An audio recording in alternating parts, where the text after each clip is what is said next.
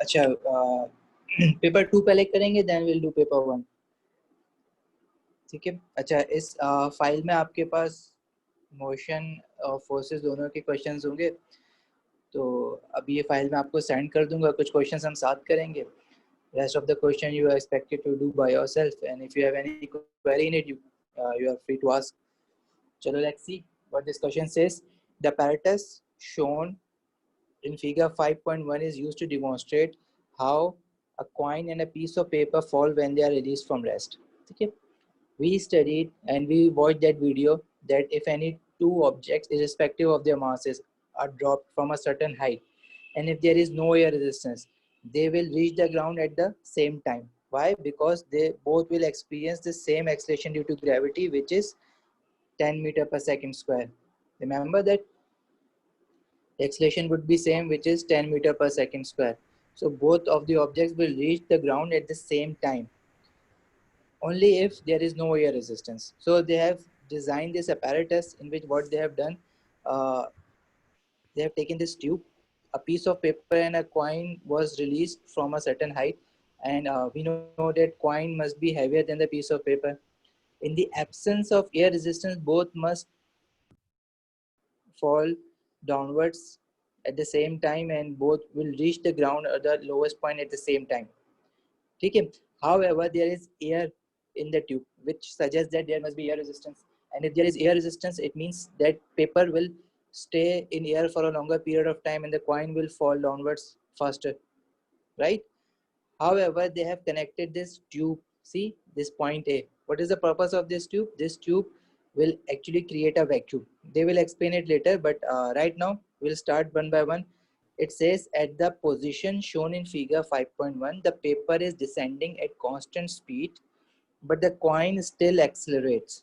Okay, paper is descending at the constant speed. It means paper is not accelerating with the acceleration of 10 meter per second square. If paper is descending at the constant speed, it suggests that acceleration of the paper is zero. Sahi hai? Why? Because there is an additional force acting on the paper. Weight is acting on both, and there is an additional force acting on the paper, which is air resistance. Air resistance is also acting on the coin, but it is lesser. Why? Because the surface area of the coin is not that large. Paper जो होता है उसका surface area बड़ा होता है, तो air resistance acts on it is greater. That's why at certain point what gonna happen is weight becomes equals to air resistance. When the weight and air resistance are equal, it means there is no resultant force. When there is no resultant force, it means there is no acceleration, and when there is no acceleration, it means paper will fall at a constant speed.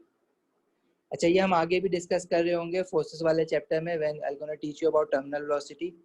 लेकिन ये question आ गया है, it is mix आते हैं question motion और forces के. लेकिन इसमें से जो जो हम लोगों ने पढ़ा था, ये हमारे पास हमें एक कॉन्सेप्ट याद था कि both objects will fall with the same acceleration and both will reach the ground at the same time. वो हम लोगों ने एक वीडियो भी देखा था, बॉल और फेदर वाला. बॉलिंग बॉल था और एक फेदर था जो नीचे गिर रहा था, जो नासा वाली हमने वीडियो देखी थी. ठीक है, उसका रीजन क्या था कि acceleration due to gravity same है. प्रैक्टिकल लाइफ में ऐसा होता हुआ क्यों नहीं दिखता? क्योंकि एयर रेजिस्टेंस होती है. ठीक है, तो पेपर पे हमारे पास जो फोर्सेस एक्ट हो रही हैं वो कौन कौन सी फोर्सेस होंगी? एयर रेजिस्टेंस होगी और वेट होगा. क्वाइन पे भी एयर रेजिस्टेंस है और वेट है. फर्क क्या है कि क्वाइन पे जो एयर रेजिस्टेंस लग रही है वो कम लग रही होगी, पेपर पे ज्यादा लग रही है, जिस वजह से पेपर जो है वो स्लो डिसेंड कर रहा है और क्वाइन जो है वो फास्टर डिसेंड कर जाएगा. ठीक है, सो दिस पार्ट ना, पार्ट ए, ये हम लोग लिखना सीखेंगे फोर्सेस वाले में. But right now I am telling you कि लिखना क्या है इसमें. फोर्सेस वाले में हम ये दोबारा क्वेश्चन दोबारा से इसको एक बार स्टडी कर रहे होंगे. तो in terms of the forces acting explain these observations. तो 4 मार्क्स का क्वेश्चन है. ठीक है, ऑब्वियसली आप समझ रहे होगे कि 2 मार्क्स जो है वो इस चीज़ के लिए, 2 मार्क्स जो है इस चीज़ के लिए. एग्जाम में हमेशा क्वेश्चन के मार्क्स देख के अपना आंसर स्टार्ट करना. ठीक है, marks 4 marks means 4 valid points. ठीक है, paper attempting technique is very very important. आप सब कुछ सीख के चले जाओ, 4 बुक्स पढ़ के चले जाओ, but if you do not know how to attempt the paper, what to write in the answers, वो फिर यूजलेस हो जाता है. क्योंकि एग्जामिनर जो आपसे मांग रहे हैं ना, आपने वही चीज़ लिखनी है. तो first of all he is saying in terms of forces explain this observation. So you have to name the forces which is acting on the paper and on the coin. Paper पे कौन सी forces act हो रही हैं? Wait of the paper and the air resistance. ठीक है, on paper forces acting are weight of the paper and air resistance. ठीक हो गया. अच्छा, which one is larger, which one is smaller? क्योंकि वो constant velocity से गिर रहा है, it means it suggests that there is no acceleration and no resultant force. It suggests both forces must be equal and opposite. तो इसके बारे में फिर आगे क्या लिखोगे? And both of these forces are equal and opposite to each other. ठीक है, ये आगे हम और पढ़ेंगे दोबारा से ना फोर्सेस के चैप्टर में. Okay, what about coin? Coin पे भी कौन सी दोनों फोर्सेस एक्टिव होंगी? Weight of the coin and the air resistance. However in this case weight is bigger than the air resistance. Coin पे भी कौन सी दो फोर्सेस एक्ट हो रही हैं? On coin forces acting are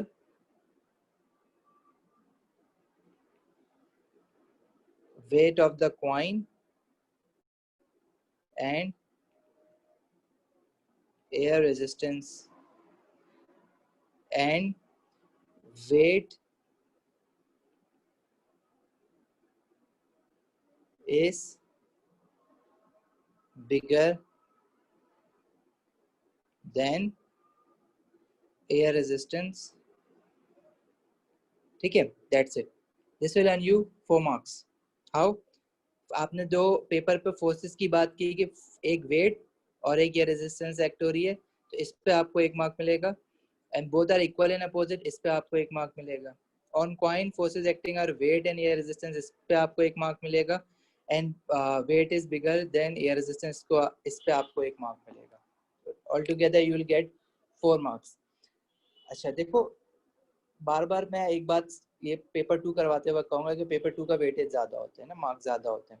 secondly, paper 2 में answers बेशक आपको बहुत सारी नॉलेज होगी, लेकिन आपने वो नॉलेज दिखानी है अपनी सिर्फ मिनिमम वर्ड्स में और स्पेसिफिक बात करके. ठीक है, आप पूरी कहानी नहीं लिखने बैठोगे. वो जो आपने वीडियो देखी वो पूरी कहानी यहाँ पे नहीं बता सकते ना. एग्जामिनर के साथ आपका सिर्फ पेपर जा रहा होगा, आप पेपर के साथ तो नहीं जा रहे होते कि आप एक्सप्लेन कर सको मैं ये लिखना चाह रहा था. तो you have to practice before going to exam कि हमें किस तरह से अटेम्प्ट करना है. ठीक है, ये अभी तक अगर आप कोई पेपर एग्जाम में अपेयर हुए हो, इस्लामियात या ज्योग्राफी, तो उसमें आप मेरे ख्याल से ये इतना तो सीख गए होंगे कि पेपर अटेम्प्टिंग टेक्निक जो है वो बहुत इंपॉर्टेंट होती है. Anyways, moving on. आगे वो कहता है a vacuum pump is connected eight A and the air in the tube is pumped out. ठीक है, वैक्यूम पंप ऑब्वियसली इसका पर्पस क्या होगा? It is extracting the air out from this tube. ठीक है, तो एयर रेजिस्टेंस खत्म हो जाएगी. जब एयर रेजिस्टेंस खत्म हो जाएगी तो only forces that will be acting on the paper and the coin will be their weight, and this becomes the motion of free fall. ठीक है, और जब free fall होता है तो both of the objects irrespective of the masses, कोई भारी है कोई हल्का है, doesn't matter, they will fall with the same acceleration which is acceleration due to gravity, and they will both reach the ground at the same time.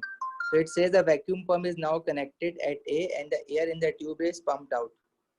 The paper and the coin are again made to fall from rest.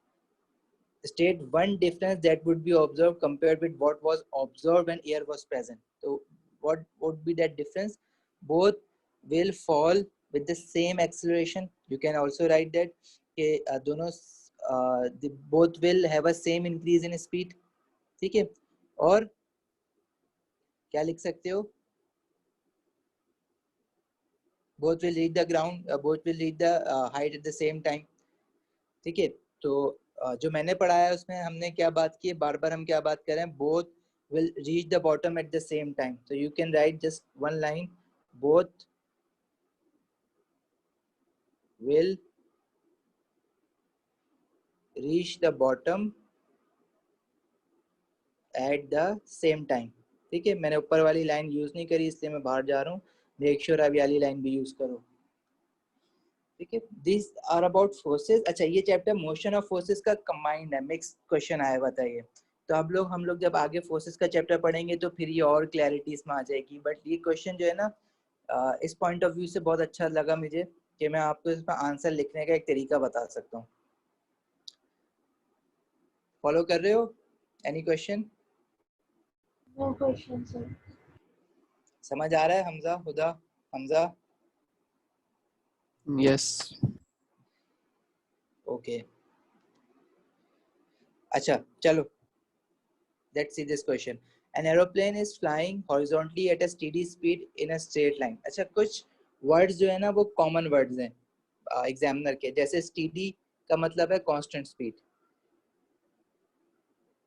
Steady speed is constant speed.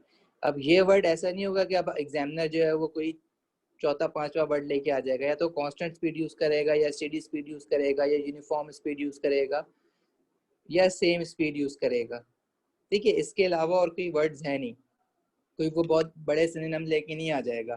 तो जब आप पास से पास कर लोगे तो आपको ये 3-4 word सारे आंखों के सामने से गुजर जाएंगे, तो आपको एट दी एंड पता ही होगा कि क्या जो आने वाला है उसका मीनिंग आपको पता होगा। अच्छा, figure 3.1 shows 3 of the 4 forces acting on it. कह रहा है कि 3 of the 4 forces. It means it has 4 forces acting on it and they are only showing 3 forces, which is weight, engine thrust, which is propelling the aeroplane forwards, and the air friction, which must be acting opposite to the direction of motion. Aeroplane देखो यूं जा रहे हैं ना, तो air resistance कहाँ लगनी चाहिए? Opposite लग रही है ना यूं करके एयर रेजिस्टेंस। और इंजन थ्रस्ट जो है वो फॉरवर्ड लगेगी तभी, तो इंजन थ्रस्ट अगर मैं पीछे से दिखाऊं ना तो ज्यादा बेटर लगता है कि यहाँ से फोर्स लग रही थी जो उसको आगे प्रोपेल कर रही है, तो दिस फोर्स को उन्होंने इधर दिखा दिया, इंजन थ्रस्ट। अच्छा, in order to fly horizontally at a steady speed, which of the two forces shown on the aeroplane must be equal? ठीक है, अच्छा, in order to maintain a steady speed, steady speed मतलब constant speed, और constant speed कब होती है? अभी बात हुई जब एक्सेलरेशन हमारे पास जीरो होती है, और एक्सेलरेशन जीरो कब होगी? जब दो फोर्सेस उस डायरेक्शन में जो एक्ट हो रही हैं वो इक्वल एंड अपोजिट हो। तो engine thrust and air resistance must be equal and opposite. तो यहाँ पे दो फोर्सेस आपके आ जाएंगी, थ्रस्ट या engine thrust and air restriction. ठीक है, अगेन ये फोर्सेस का पार्ट है, हम लोग कर रहे होंगे इसको, हम लोगों ने अभी से मोशन पढ़ा है, क्योंकि कंबाइंड क्वेश्चंस आते हैं इसलिए अब मैं एक पार्ट छुड़वा के क्या करूँ अभी मैं बता देता हूँ। अब देखो यहाँ से ना हमारा ये काइनेमेटिक्स वाला काम स्टार्ट होने वाला है जो हम लोगों ने मोशन के चैप्टर में पढ़ा है ना। In order to fly horizontally in a straight line, there must be fourth force acting on the plane. Draw an arrow on figure 3.1 to represent this force. Again ये वाला जो है हम लोग पढ़ेंगे फोर्सेस के चैप्टर में, एक इस पे एक वर्टिकल फोर्स भी एक्ट हो रही होगी, वो क्या होती है वो हम लोग बाद में देखेंगे। सही है, अभी यहाँ से देखते हैं। The aeroplane in figure 3.1 flies an outward journey from Budapest to Palermo in 2.75 hours. The distance is 2200 km. Calculate in kilometer per hour the average speed of the aeroplane. ठीक है, ये हम लोगों ने पढ़ा हुआ है। अब एवरेज स्पीड का फॉर्मूला क्या पढ़ा था? It is average speed is total distance over total time. Exactly, total distance over total time. अच्छा जी, अब यूनिट देख लेना, यूनिट आंसर में यूनिट क्या दिया हुआ है? Kilometre per hour. उसने बोला भी 1 किलोमीटर पर आवर में लेना है, तो it means you are suppose to take distances in kilometers and time in hours. तो डिस्टेंस किलोमीटर में ही दिया हुआ है, टाइम आवर में ही दिया हुआ है, तो सिंपली देखो मार्क्स देख लेना प्लीज, क्वेश्चन के 3 मार्क्स का है। 3 मार्क्स के क्वेश्चन पे वो सिर्फ आपको क्या इसके मार्क्स दे रहा होगा कि आप सिर्फ 2200 लिखो डिवाइडेड बाय 2.75 आवर्स लिखो और कैलकुलेटर में डाल के दे दो। नहीं, आपने फॉर्मूला भी लिखना है एवरेज स्पीड का, 1 मार्क आपको इस पे मिल रहा होगा। फिर आपने ये फॉर्मूले में ये वैल्यूज डाल के दिखानी है, 1 मार्क आपको इसका मिल रहा होगा। और फिर फाइनली आपने सॉल्व करके इसका आंसर निकाल के देना है, 1 मार्क आपको उसका मिल रहा होगा। ठीक है, अब इसका आंसर निकालोगे तो 2200 डिवाइडेड बाय 2.75 हमारे पास क्या वैल्यू आ जाती है? कैलकुलेटर्स हैं साथ? नहीं है? It will 800. give me 800. So you have to write the final answer to be 800 kilometre per hour. तो 1 मार्क आपको इसका मिलेगा. सी, तो बड़ा ख्याल रखना है, ये 3 मार्क्स बड़ा इजीली आप बड़ा कॉन्फिडेंटली आके एग्जामिनेशन हॉल से बाहर आके कहते हो कि मेरी स्पीड भी 800 आई है, मेरी स्पीड भी 800 आई है. लेकिन कुछ स्टूडेंट जो है वो फॉर्मूला नहीं लिखते, क्योंकि स्पीड नहीं लिखते, क्योंकि जब एमसीक्यूज करते हैं उसमें भी एवरेज स्पीड आता है. आप कहते हो एवरेज स्पीड पर निकाल दिया, उसमें कोई वर्किंग तो नहीं दिखाते ना एमसीक्यूज में. जहाँ पे अगर ये 1 मार्क का होता ना तो सही है, आप जो है वो से डिवाइड करके आंसर लिख के आ जाते. 3 मार्क्स आर मीनिंगफुल. 3 मार्क्स ऐसे तो नहीं देगा ना सिर्फ आंसर लिखने के. It means he is expecting you to write the formula, show the working and the answer. तो मेक श्योर आपने क्वेश्चन के मार्क्स देखने हैं और फिर आंसर करना है. On the return journey from Palermo to Budapest, the journey time is shorter even though the engine thrust is the same. Suggest what might have caused the return journey to be shorter. अच्छा, ये again forces वाले chapter की बात है. अब इसका idea वैसे खुद आप कुछ सजेस्ट कर सकते हो मुझे कि पहले उतने ही डिस्टेंस पे जाने के लिए उसका जर्नी टाइम जो है वो लॉन्गर था और वापस आने में जर्नी टाइम शॉर्टर हो गया.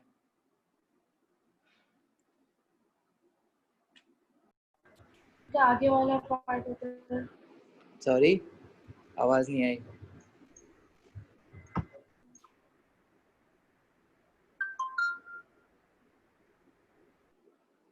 बहुत सारी चीजें हो सकती है ना. देखो अगर मैं कहूँ कि डिस्टेंस वही है, एक तो सिंपल सा कोई भी हमजा, देखो इसमें हम लोगों ने कोई वो बहुत ज़्यादा साइंटिफिक होकर भी नहीं सोचना, लेकिन एक साइंटिफिक रीज़न भी है. बाकी इसके अलावा तो आप ये भी तो कह सकते हो ना कि क्या पता रूट डिफरेंट ले लिया हो, shorter route on return journey. ठीक है. अच्छा, वो कह रहे हैं इंजन थ्रस्ट सेम है, मतलब वो जहाज फास्टर तो नहीं भाग रहा. ठीक है, फोर्स उतनी लगा रहा है. तो क्या क्या हो सकता है? एक तो कोई भी नॉर्मल बंदा बोलेगा कि भाई रूट डिफरेंट ले लिया इससे जल्दी पहुंच गए, है ना. एक तो उनका तेज भगा लिया, तेज तो नहीं भगाया, सेम फोर्स लगा रहा है, सेम थ्रस्ट लगा रहा है, तेज तो नहीं भगा रहा जहाज वो. ठीक है, तो आप कह सकते हो कि रूट डिफरेंट ले लिया. अच्छा, अब कोई लोग ये भी कह सकते हैं कि भाई पैसेंजर्स कम होंगे, लोड कम होगा, इसलिए इतनी फोर्स पे जहाज जो है वो तेज भाग रहा होगा. ये भी पॉसिबल है. आपको पता है ना, गाड़ी में बहुत ज्यादा बंदे बैठ जाएं और उतनी स्पीड पे फिर आप गाड़ी चलाने की कोशिश करो तो आपको ज्यादा एक्सीलेटर प्रेस करना पड़ता है. और जो हम लोग इस चैप्टर में आगे हमने पढ़ना है ना, हम लोग बोलेंगे कि एयर फ्रिक्शन क्या पता कम हो, क्योंकि अगर जब जहाज आगे जा रहा है तो उस वक्त जो है इस डायरेक्शन में जा रहा था तो एयर फ्रिक्शन इस डायरेक्शन में थी, हवा जो है विंड चल रही थी इस डायरेक्शन में. सही है. और जब वो उल्टा आ रहा था, वापस आ रहा था यहाँ से, तो फिर हम क्या बोलेंगे कि हवा जो है ना वो इसके खिलाफ नहीं चल रही, इधर चल रही है. Wind direction has changed, wind direction is opposite. ठीक है, wind direction is not opposite to the direction of motion. ये हो सकता है. ठीक है, बहुत सारे रीजन हो सकते हैं इसके. बहरहाल फोर्सेस के चैप्टर में इसको दोबारा देखेंगे. अब जरा ये प्योर मोशन वाला क्वेश्चन है, ये पढ़ते हैं, इसमें आएगा मजा. A young athlete has a mass of 42 kg. On a day when there is no wind, she runs a 100-meter race in a 14.2 seconds. A sketch graph showing her speed during the race is given. ठीक है, ये not to scale लिखने का मकसद ये होता है कि अगर आपने यहाँ पे इसने 8 दे दी और यहाँ पे स्पीड निकालने के लिए कह रहा है, तो कुछ लोग जो है वो स्केल रख के निकाल लेते हैं, डिवाइड करके उसको. तो इसलिए इसने लिख दिया नॉट टू स्केल, मतलब आपने कैलकुलेशन करके निकालना है. ठीक है. अच्छा, अब देखो विंड डायरेक्शन से बड़ा फर्क पड़ता है कि अगर आप विंड के खिलाफ भाग रहे हो, अगेंस्ट द विंड भाग रहे हो, तो you will take more time and you have to do more efforts. अगर आप जिस डायरेक्शन में भाग रहे हो विंड भी उसी डायरेक्शन में चल रही है, तो ऑब्वियसली आप विंड को अगेंस्ट नहीं कर रहे, अपोज नहीं कर रहे हो. तो इवन के जब एथलीट भाग रहे होते हैं तो जब भी ये चीज मैटर करती है. Anyways, calculate the acceleration of the athlete during the first 3 seconds of the race. Yes, how do we calculate the acceleration for first 3 seconds of the race? We are given speed time graph. And what is the thing which of speed time graph that gives us acceleration? Speed time graph की क्या चीज हमें acceleration देती है? Acceleration is change in velocity upon change in time. And gradient of speed time graph is y-axis is change in y over change in x. Y-axis पे क्या है? Speed है ना? Change in speed upon change in time. Gradient of speed time graph gives us acceleration. तो मुझे 3 seconds तक इसका gradient निकालना है. ठीक है, तो मेरे पास एक कोऑर्डिनेट यहाँ पे बन जाएगा, एक कोऑर्डिनेट यहाँ पे बन जाएगा। तो मैं एक कोऑर्डिनेट क्या ले लूंगा 0,0 and the other coordinate would be 3,8। At 3 second the speed is 8 meter per second. अब मैं इसका ग्रेडियंट निकालूंगा तो ग्रेडियंट क्या होता है 8 minus 0 y2 minus y1। If this is x1 this is y1, this is x2 this is y2। 8 minus 0 divided by 3 minus 0, then this would give me acceleration. और ये कितनी आ रही है, इट इज कमिंग 2.7। अच्छा unit नहीं लिखा हुआ है यहाँ पे, तो you are suppose to write the unit. Acceleration का यूनिट क्या होता है मीटर पर सेकंड स्क्वायर। अगर नहीं लिखा हुआ आंसर में तो it means you are suppose to write the unit, वरना वो भी उसका मार्क्स ले जाएगा तुम्हारा। सही है, समझ आई?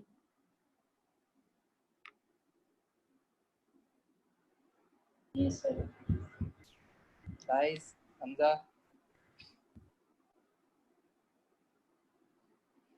जी ओके। अच्छा rest of the question is again of the forces, ये अभी हम छोड़ें, दोबारा करेंगे इसको, will see it.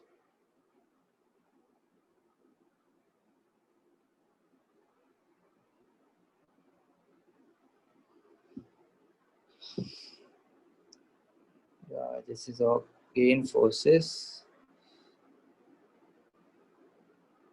Okay, complete the table below to identify the physical quantities as scalars or vectors. Can you guys do that for me? जल्दी जल्दी बता दो, what is speed? Scalar. Scalar. What is velocity? Vector. What is distance? Scalar. What is force? Vector. What is kinetic energy? All energies are always scalar. ठीक है, energies हमेशा scalar होती हैं चाहे कोई भी हो, एनर्जी का वर्ड है स्केलर। अच्छा जी, figure 1.1 shows the path of a football as it is kicked along the ground between three players. ठीक है, the distance between the players are shown. अब एक प्लेयर यहाँ खड़ा हुआ है, that is player A, then we have player B, and then we have player C.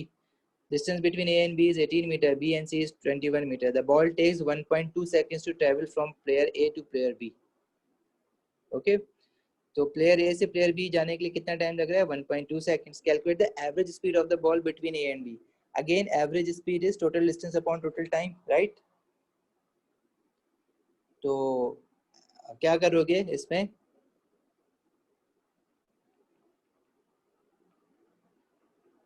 18 और 21 को ऐड करेंगे और इस अच्छा उसने एवरेज स्पीड पूछा है between A and B only, between A and B, तो between A and B the distance is only 18 meters and time taken to for the ball to move from A to B is 1.2 seconds A to B जाने के लिए। ये 1.2 ले लेंगे यहाँ पे, 18 divide by 1.2। Okay, तो कितना आंसर आ जाएगा मेरा, 18 divide by 1.2 is 15 meter per second. तो यूनिट लिखना जरूरी है, यूनिट अगर नहीं दिया हुआ आंसर में ऑलरेडी तो यूनिट आपको लिखना है हर हाल में। Do not forget the unit, हमें हमेशा यूनिट भूल जाते हैं। अच्छा फिर कह रहा है player B kicks the ball to player C, it travel with the same average speed. फिर बी के पास जब आई उसने सी की तरफ जब फेंकी तो सेम एवरेज स्पीड से वो ट्रैवल कर रही है, तो it means 15 meter per second की स्पीड से वो ट्रैवल कर रही है। क्योंकि 15 meter per second A to be गई थी, वो कह रहा है कि बी टू सी भी सेम एवरेज स्पीड से जा रही है, which must be 15 meter per second. Calculate the time taken for the ball to travel from B to C. तो अब आपने टाइम ट्रैवल निकालना है, तो you know the speed, you know the distance which is 21 meter between B and C, and you have to find the time. So that would be 21 over 15. Okay, और कितना आ जाएगा 1.4 and the unit is seconds. So far so good. Yes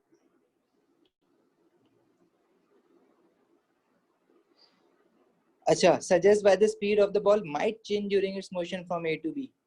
A to B या B to C जाते वक्त अगर कोई speed change हो सकती है तो उसका क्या रीजन हो सकता है?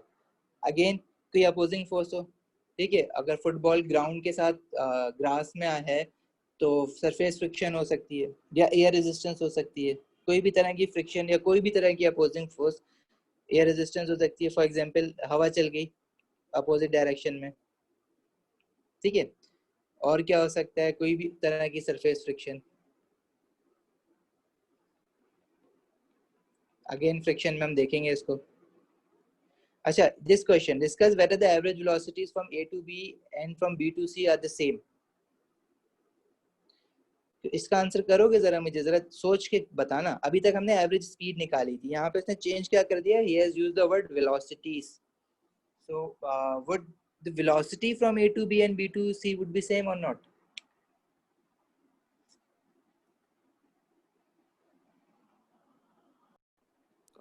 ज़्यादा डिस्टेंस ट्रैवल करना है तो सेम नहीं ज़्यादा होगी. डिस्टेंस ट्रैवल करना है तो देखो डिस्टेंस अगर कम ज़्यादा हो तो it doesn't affect the speed या वेलोसिटी ना. अगर वो चल रही है सेम स्पीड से तो डजंट मैटर कि उसको ज़्यादा आगे तक जाना है तो वो उसी स्पीड से चलती रहेगी. दे आर सेइंग अभी तक हम एवरेज स्पीड निकाल रहे थे, वो कह रहा है कि व्हाट अबाउट एवरेज वेलोसिटी. अगर हम वेलोसिटी का वर्ड रिप्लेस कर दिया उसने तो velocity is a vector quantity. It means के you have to consider the direction as well. From A to B and B to C, A to B the direction is different as compared to B to C, direction is different है ना. तो speed would be same, speed is same उसने कह दिया, okay, but velocities won't be same. Magnitude बेशक same रहे 15 meter per second, but 15 meter per second A to B जब जा रहा है तो उसकी डायरेक्शन अलग है, और जब B to C जा रहा है तो उसकी डायरेक्शन अलग है. And velocity is defined by magnitude as well as the direction. Magnitude can be same but direction is different, so it means velocity is different. So velocity changes because the direction changes. Answer would be velocity changes because direction changes. समझ आई Hamza?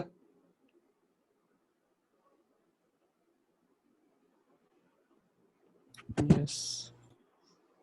Are you sure? Yes. Okay, can you guys see this question properly? Can you see this? जब दिख रहा है, नजर आ रहा है? Okay, चलो start करो इस question को. I want you guys to do this for me. Okay. Show the route OPQR taken by a car. ठीक है, पहले वो 10 किलोमीटर चला O2P, then 5 kilometre, then 10 kilometre. Speed time graph उसने बता दिया. जब O2P जा रहा है तो स्पीड जो है वो लीनियरली इंक्रीज हो रही है. ठीक है, अगर मैं इस क्वेश्चन को अपना एक लेक्चर की बेसिस बना लूँ समझाने के लिए, तो जब वो O2P जा रहा है इट मींस स्पीड क्या हो रही है, speed is increasing linearly, right. तो इसकी एक्सेलरेशन किस तरह चेंज हो रही होगी? एक्सेलरेशन को क्या कहूँगा? एक्सेलरेशन इज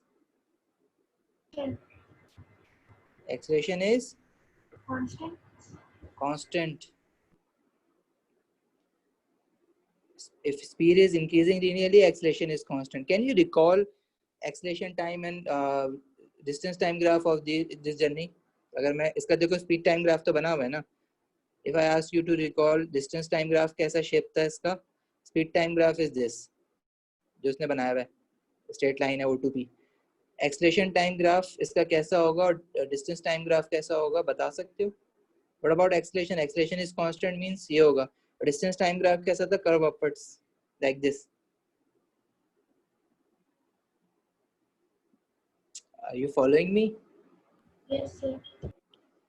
हमजा सो के उठे हो अभी? Yes. नहीं. Were you sleeping? फिर what's wrong? P2Q क्या है? Speed is नाम लो जल्दी. Decreasing. P2Q. Is there any change in speed? Constant. Yes, speed is constant, no change in speed. So what about distance and acceleration? Acceleration बता दो. Acceleration would be Constant. Constant. No. Guys, सोच के बोलो. When speed or velocity is constant, acceleration would be 0. No change in speed. Acceleration is change in speed or velocity. Na? When there is no change in speed, change is 0. Acceleration is 0.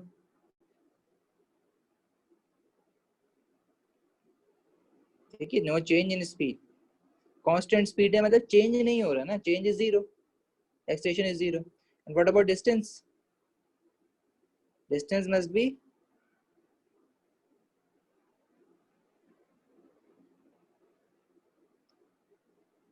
Hello, Distance increasing but decreasing rate. linearly. The distance is increasing linearly. You guys need to recall your lectures. आप लोग हर class से पहले previous lecture पूरा revise कर लिया करो. It happens. It's not like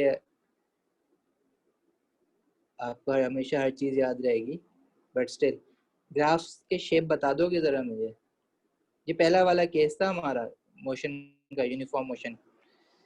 graphs के shape बताओगे. Speed is constant like this, acceleration would B 0 like this, and distance time graph would be straight line. ठीक है, रट लो इनको, याद कर लो शेप्स के साथ. अच्छा, what about Q2R?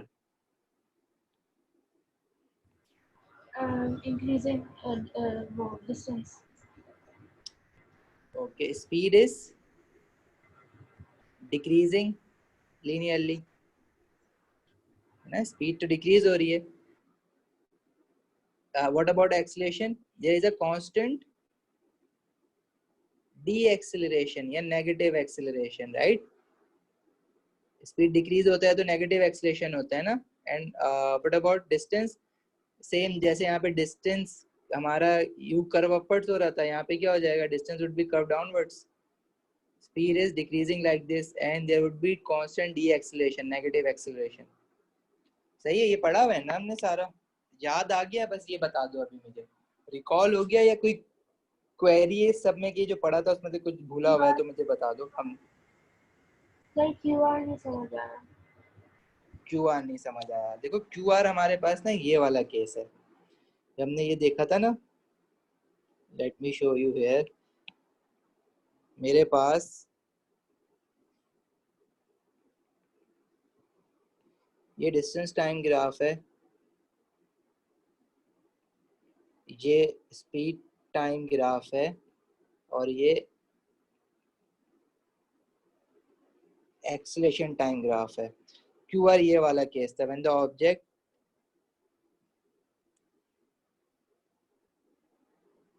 Has a constant decrease in speed. ठीक है, तो हमने वेलोसिटी टाइम ग्राफ या स्पीड टाइम ग्राफ यूं बनाया था, और इसका डिस्टेंस टाइम ग्राफ हमने यूं बनाया था कि हम कह रहे थे distance was increasing but with a decreasing rate. If a car is slowing down, तो इट डजंट मीन दैट वो डिस्टेंस डिक्रीज होना शुरू हो जाएगा. Obviously if you are slowing down a car, it will keep moving forward but with a decreasing rate, क्योंकि velocity decrease हो रही है, distance will keep increasing but with a decreasing rate. गाड़ी आगे तो जाएगी ना अगर स्लो डाउन कर रहे हो. स्लो डाउन का मतलब ये तो नहीं है पीछे आ रही है, आप हल्की कर रहे हो, डिस्टेंस बढ़ तो रहा है आगे लेकिन हल्का हल्का बढ़ रहा है. एंड अगर मैं स्पीड टाइम ग्राफ या वेलोसिटी टाइम ग्राफ पे ग्रेडियंट देखूं तो वो क्या होता है? नेगेटिव आता है, which shows कि कांस्टेंट होगा, नेगेटिव होगा, नेगेटिव एक्सेलरेशन या डी एक्सेलरेशन जिसको हमने कहा था. डी एक्सेलरेशन और नेगेटिव एक्सेलरेशन जब गाड़ी को ब्रेक लग रहे होते हैं. याद आ गया?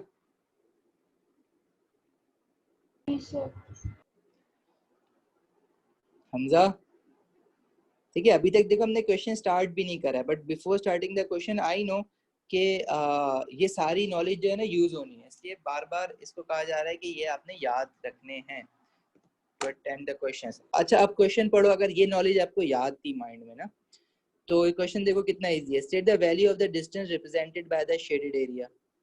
ठीक है. अच्छा, ये ग्राफ बनाया हुआ इसने, स्पीड टाइम ग्राफ. हमने एक चीज और पढ़ी थी, area under the speed time graph gives us total distance travelled. Right right. Yes. Speed area Yes. Under the speed time graph gives us the total distance travelled. अब यहाँ पे इसने कोई वैल्यूज तो नहीं दी हुई, लेकिन we know the total distance travelled. How? Because this distances are marked over here. Total distance travelled is 10 plus 5 plus 10, it is 25 kilometer. If I somehow find this area, shaded area, so that will also be 25 kilometer. ठीक है, क्योंकि total distance travel 25 kilometre है. मतलब मैं ये जो पूरी मेरी शेप बन रहा है ना, दो ट्रायंगल और एक रेक्टेंगल, देखो ये एक रेक्टेंगल बन रहा है, दो ट्रायंगल बन रहा है. इन दो ट्रायंगल और एक रेक्टेंगल का एरिया मैं निकाल के ऐड करूं तो 25 किलोमीटर आना चाहिए, but I can not do it because क्योंकि मुझे यहाँ पे वैल्यूज नहीं दी हुई है ना. अच्छा, state what the car was doing during the interval O to P. अब you can write in either way. Speed की बात कर लो, एक्सेलरेशन की बात कर लो, डिस्टेंस की बात कर लो.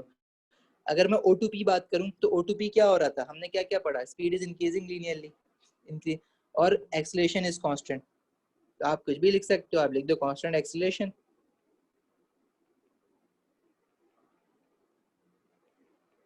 और you can also right speed is increasing linearly. But ये काम आप कब कर सकते हो, जब आपको ये सारे शेप्स याद होंगे। P2Q बताओ क्या लिखोगे, P2Q गाड़ी क्या कर रही है, कांस्टेंट स्पीड से चल रही है, तो what you gonna right is constant speed. What about Q2R, Q2R क्या हो रहा है, डी एक्सेलरेशन हो रहा है, तो आप ये लिख दो डी एक्सेलरेशन हो रही है, ये कांस्टेंट डी एक्सेलरेशन हो रही है। सही है, ये समझ आया। O2P, P2Q, Q2R क्या हो रहा है, Yes, sir. ठीक है। लेकिन ये आपको तभी याद होगा जब आपने ये सारी चीजें याद की हुई होंगी। क्रक्स देखो, इतनी सी चीज में उसने चेक कर लिया, और याद कितना सारा करना है आपको।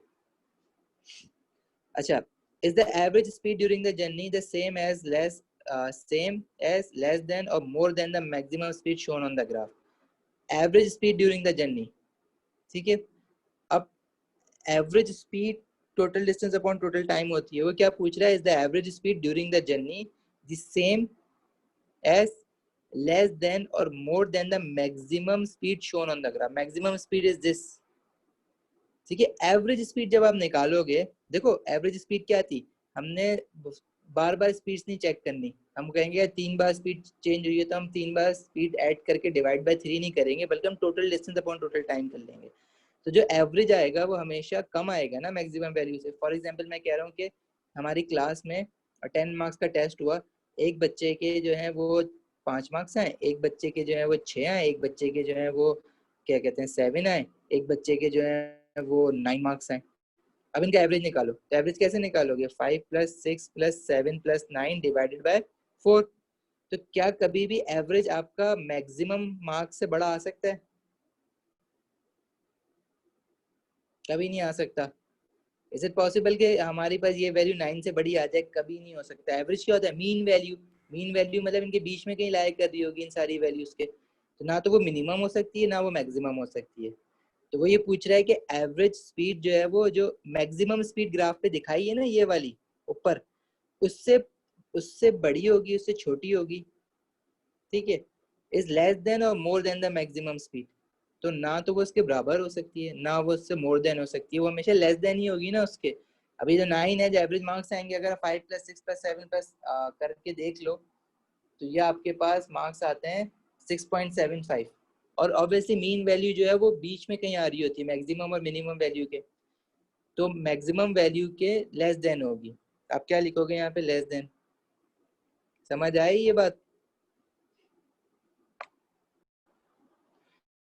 क्या हो रहा था, person throw stone horizontally. Horizontally थ्रो करने का क्या मतलब है कि उसने फेंका तो यूं होगा, लेकिन क्या स्टोन यूं ही जाता रहता है, हाँ जी, क्या वो सीधे ही जाता रहता है हमजा, नहीं.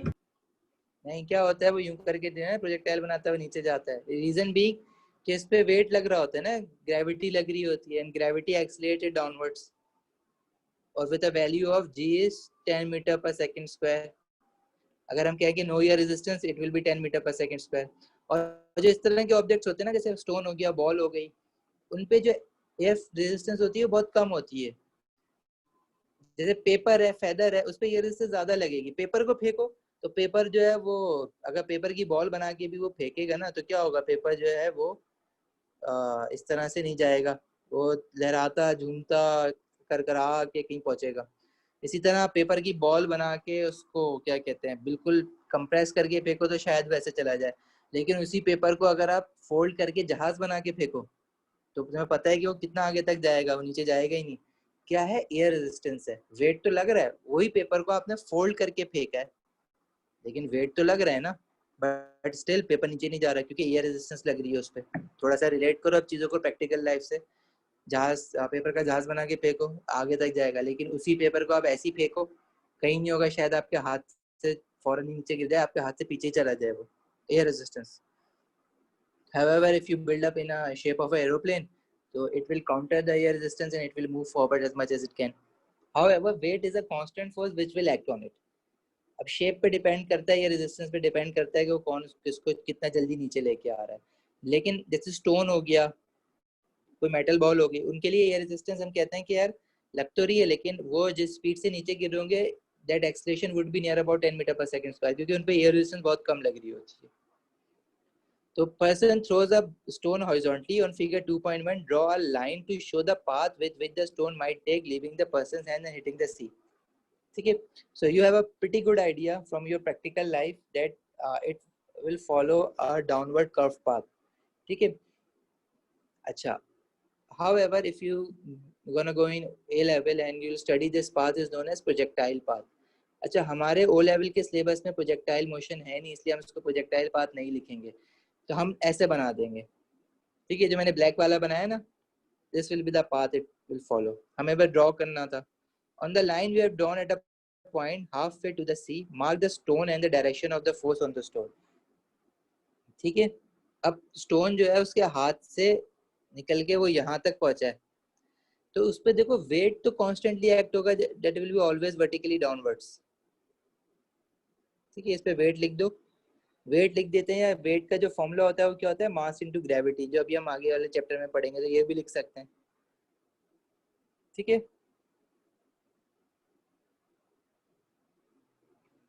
अच्छा, इसके अलावा एयर रेजिस्टेंसेस भी होंगी, बनाना चाहो बना दो,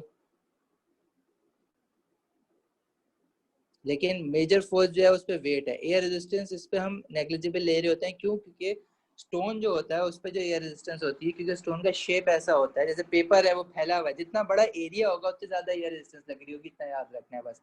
जैसे पैराशूट है, पैराशूट को बैग में, जब तो पैराशूट बेकार है ना, अगर बैग में बंद पैराशूट है, पैराशूट नहीं खुलता किसी का, वो पैराशूटिस्ट तो क्या, लेकिन वही पैराशूट जो बैग में पैक था, अगर उसको खोल दोगे तो एरिया बढ़ जाएगा, उस पर एयर रेजिस्टेंस बढ़ जाएगी और वो जो है वो सेफ्टी लैंड करा देगा आपको।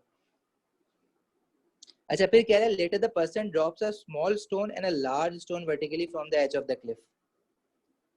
Now you will answer me this question. Comment on the times taken for the two stones to hit the water.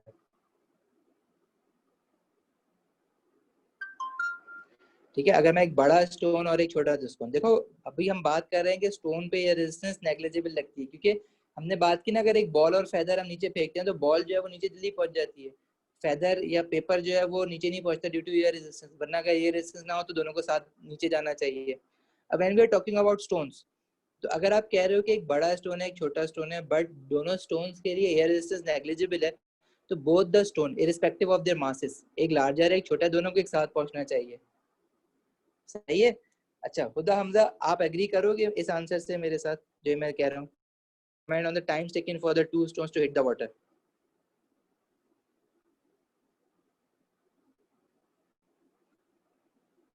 मैं कह रहा हूँ both will reach the ground at the both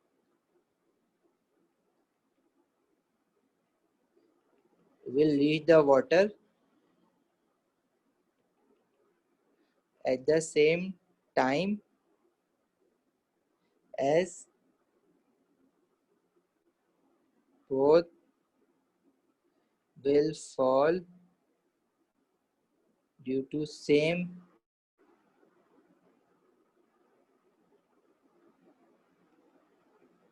acceleration due to gravity, that is 10 meter per second square, if air resistance is negligible। Hamza Huda ये बात समझ आई? देखो बिल्कुल frankly बताना, बिल्कुल। अच्छा, अब एक स्टोन जो है वो छोटा सा था एक बड़ा सा था, कोई आप में से ये नहीं कह सकता कि जो बड़ा स्टोन है उसका एरिया बड़ा है तो उस पर एयर रेजिस्टेंस ज्यादा लगनी चाहिए ना, ये भी तो हो सकता है ना खुदा, ये भी तो आप कह सकते हो ना कि बड़ा स्टोन है, तो अगर आपको ये कहना है तो फिर आप इसके हिसाब से आंसर लिखोगे अपना। अगर आप ये लिख दोगे तो both will have a different time in order to reach the surface of the sea, because air resistance acting on both the stones are different due to their sizes। अब ये भी लिख सकते हो। ठीक है, कहीं इसने ये तो नहीं कहा ना क्वेश्चन में कि एयर रेजिस्टेंस नेग्लिजिबल है, आपने तो खुद ही अज्यूम किया। तो you are open ended in this question, आप दोनों लिख सकते हो। मार्किंग की में भी अगर आप इसकी मैं आपको भेजूंगा मार्किंग की, उसमें अपना आंसर जरूर देखना, टैली करना कि उसमें इसने दोनों आंसर्स दिए हुए, दोनों अलाउ किए हुए। ठीक है, अब आपकी क्या अप्रोच है, आपने मुझसे जो पढ़ा है, मेरी अप्रोच ये है कि मैं आपको शुरू से यही बता रहा हूँ कि अगर कोई एक स्टोन या एक पेपर आप एक हाइट से फेंको तो stone will reach the ground with acceleration due to gravity, however paper will not because it is experiencing air resistance। ठीक हो गया। अब अगर एक छोटा स्टोन बड़ा स्टोन है तो मैं इस पर अज्यूम करूंगा कि दोनों स्टोन ही है, दोनों बाहर ही है, दोनों का सरफेस एरिया कम ही होता है, तो both will fall due to acceleration due to gravity. However आप जो है एक्सलेशन ड्यू टू ग्रेविटी नहीं लिखते तो सेम एक्सलेशन लिख देना, क्या पता एक्सलेशन कम हो। बट इस तरह भी लिख सकते हो कि नहीं बड़ा स्टोन है उस पर ये रेजिस्टेंस अलग लग रही होगी, छोटे स्टोन पे अलग लग रही होगी, तो आप ये भी लिख सकते हो कि both will reach the sea with different timing because air resistance acting on both the stones are different. ठीक है, अदर वे कुछ भी लिख सकते हो, कुछ भी का मतलब इन दोनों ऑप्शंस के बीच में कुछ भी लिख सकते हो, कुछ भी नहीं आप कुछ भी लिख के आ गए, ऐसा नहीं है। सही है हमजा, हुदा बात समझ आ रही है? जी सर।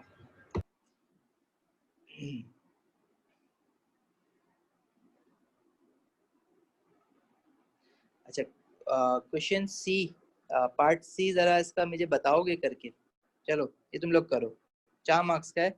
4 मार्क्स मतलब बहुत मीनिंगफुल मार्क्स हैं तुम्हारे लिए। 4 मार्क्स लूज करना पेपर में एक क्या कहते हैं अच्छी बात नहीं होती है।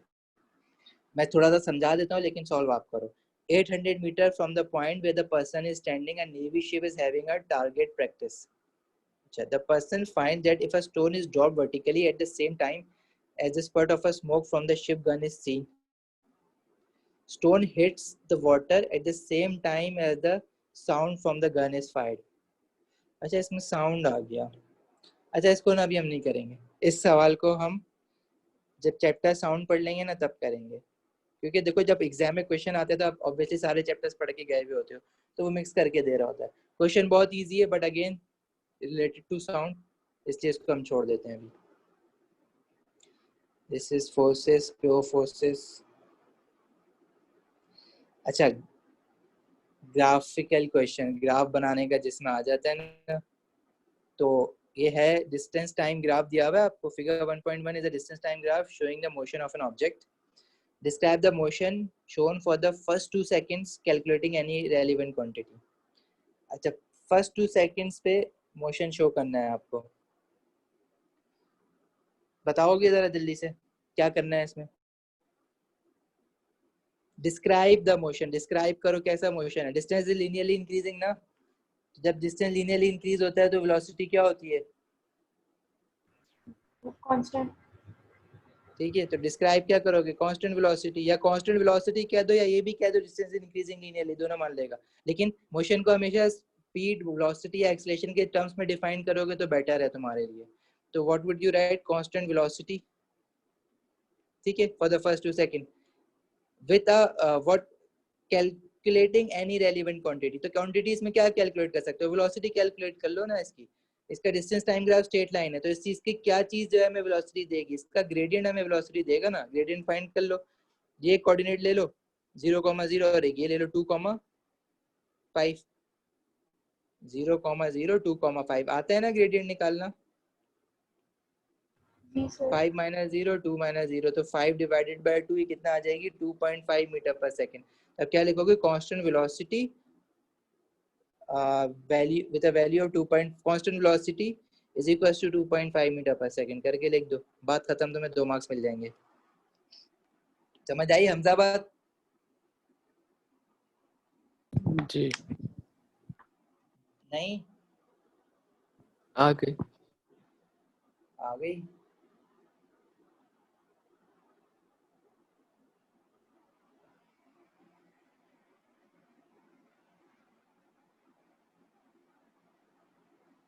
चलो आगे चलो। After 2 second the object accelerates. On figure 1.1 sketch a possible shape of the graph for the next 2 seconds। Accelerate कर रहा है, और जब भी एक्सेलरेट करता है तो वेलोसिटी कैसे चेंज होती है? देखो हमारे पास एक्सेलरेशन वाले दो ही केसेस हैं, या तो वो जीरो एक्सेलरेशन होगी मतलब एक्सेलरेट ही नहीं कर रहा, सही है, तो जब वो एक्सेलरेट ही नहीं कर रहा होता तो वेलोसिटी कैसे चेंज होती है? लीनियरली, अपना क्या कहते हैं, कांस्टेंट होती है, सॉरी कांस्टेंट वेलोसिटी होती है। और डिस्टेंस कैसे चेंज होता है? इस तरह से हमारे पास स्ट्रेट लाइन होता है। मतलब ये वाला जब स्ट्रेट डिस्टेंस टाइम ग्राफ दिया हुआ था, इसकी यहाँ से यहाँ तक एक्सेलरेशन 0 थी क्योंकि कांस्टेंट वेलोसिटी थी। अब वो ये कह रहा है एक्सेलरेट कर रहा है, तो एक्सेलरेट हमारे पास एक ही केस है ना, कांस्टेंट एक्सेलरेशन वाला। एक्सेलरेट कर रहा है तो ये होगा, या तो एक्सेलरेट करेगा या डी एक्सेलरेट करेगा। ठीक है,